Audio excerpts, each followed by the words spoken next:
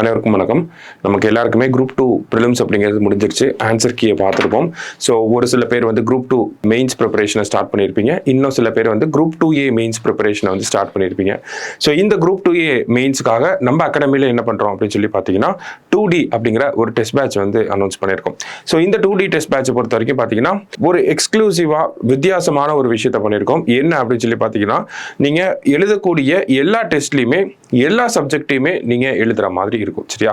அதாவது நம்ம சிலபஸை வந்து 14 டைம்ஸ் வந்து அதை ஸ்பிளிட் பண்ணியிருக்கோம். ஸ்பிளிட் பண்ணி மொதல் 14 டெஸ்ட்லேயே நீங்கள் எல்லா சப்ஜெக்டோட சிலபஸையும் கவர் பண்ணி முடிக்கிற மாதிரி ஒரு ஷெட்யூலை வந்து ரெடி பண்ணியிருக்கோம். சரியா?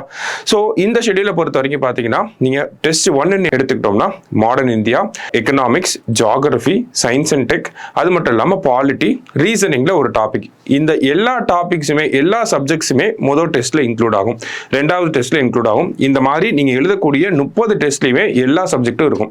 ஸோ தட் உங்களுக்கு என்ன ஒரு ஃபீல் இருக்கும் அப்படின்னா நீங்கள் ஃபைனல் எக்ஸாம் எப்படி எழுதுறீங்களோ அதே ஒரு பேட்டர்னில் அதே நம்பர் ஆஃப் கொஸ்டின் செட்டப்லேயே உங்களுக்கு ஃபர்ஸ்ட் டெஸ்ட்லேருந்து கடைசி டெஸ்ட் வரைக்கும் இருக்கிறப்ப எக்ஸாம் ஹாலில் உங்களுக்கு டைம் மேனேஜ்மெண்ட் அப்படிங்கிறது ரொம்ப ரொம்ப ஈஸியாக மாறிடும். சரிங்களா? ஏன்னா இந்த குரூப் 1 ப்ரிலிம்ஸ், குரூப் 4, இந்த குரூப் 2 ப்ரிலிம்ஸ் எல்லாத்துலேயுமே நிறைய பேர் ஃபேஸ் பண்ண விஷயம் என்னன்னா லாஸ்ட் மினிட்ல மார்க் டெஸ்ட் எழுதிட்டு அப்படியே எக்ஸாமுக்கு போகிறப்ப டைம் மேனேஜ்மெண்ட் அப்படிங்கிற ஒரு பெரிய இஷ்யூவாக இருந்துச்சு. ஆனால் இந்த டெஸ்ட் பேட்ச் நீங்கள் இந்த ஒரு செட்டப்பில் ஃபாலோ பண்ணுறப்ப உங்களுக்கு டைம் மேனேஜ்மெண்ட் அப்படிங்கிறது பெரிய இஷ்யூவாக இருக்காது. அது மட்டும் இல்லாமல் எல்லா டெஸ்ட்லையும் எல்லா சப்ஜெக்ட்லையும் நம்ம படிச்சுட்டே வரும். லீனியராக பாலிட்டி மட்டுமே படிச்சுட்டு வந்தோம்னா ஒரு டைமில் பாலிட்டி படிச்சுட்டு அடுத்த சப்ஜெக்ட் மூவ் ஆன் ஆயிடுவோம். அப்போ என்ன ஆகுது அப்படின்னா பாலிட்டியை மறுபடியும் படிக்கிறப்ப புதுசாக படிக்கிற மாதிரி ஆயிடுது இல்லையா?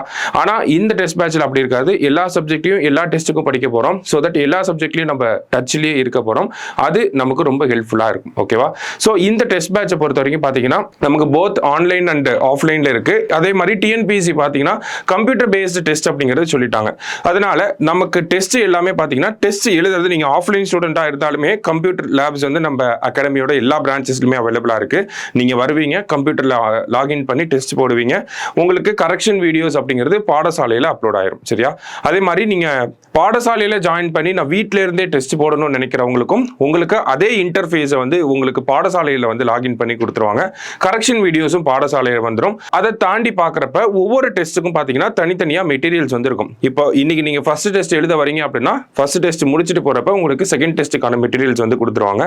இதுவே நீங்கள் பாடசாலையில் என்ரோல் பண்ணியிருக்கீங்க அப்படின்னா உங்களுக்கு அந்த மெட்டீரியல்ஸை வீட்டுக்கே வந்து அட்வான்ஸாக கொரியர் பண்ணிடுவாங்க. சரியா? ஸோ இந்த பிளானரை நீங்கள் டு த பேப்பர் கடைசி வரைக்கும் ஃபாலோ பண்ணுறப்ப ஆட்டோமேட்டிக்காக ஒரு சர்வீஸ்க்கு எலிஜிபிளாக இருக்கக்கூடிய ஒரு டாப் ரேங்கராக வந்து நீங்கள் மாறிடுவீங்க. சரியா? ஸோ நல்லா ப்ரிப்பேர் பண்ணுங்கள். தேங்க்யூ. All the best.